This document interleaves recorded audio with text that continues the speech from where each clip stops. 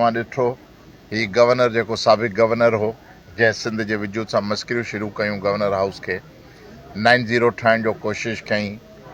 नस्ल परस्ती टेक्नोक्रेट शाइर अदीब वियारे रोज़ उते मस्किरियूं पे कयईं पोइ असां सम्झो त हाणे काफ़ी थी वियो इन करे असां ऐलान कयो त बाबा हिन गवर्नर खे हटायो न हटाईंदो त गो गवर्नर गो सां तहरीक शुरू थी वेंदी ऐं उनजो इब्तिदा असां 12 अप्रैल खां करणु वञूं पिया पर पोइ अल्लाह जी महिरबानी आहे हुक्मराननि खे बि वक़्त सिर सम्झ अची वई उन नस्ल परस्त गवर्नर खे हटायूं हाणे नओं हिकिड़ो सियासी कारकुन आयो आहे नवाज़ लीग पंहिंजो गवर्नर खे विहारियो आहे उनखे उमेदु कयूं था त हू माज़ी जे तजुर्बनि खां सिखी पंहिंजो जेको बि आइनी रोल आहे सिंध में उहो हिकिड़ो अदा कंदो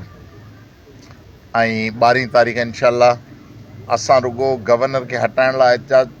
त करणु वियासीं पे पर असां मजमूई इहो ॾींहुं रखियो त असां सिंध कराची जे अंदरि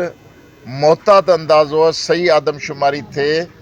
त 60 खां 65 लख असां सिंधी आहियूं कराची में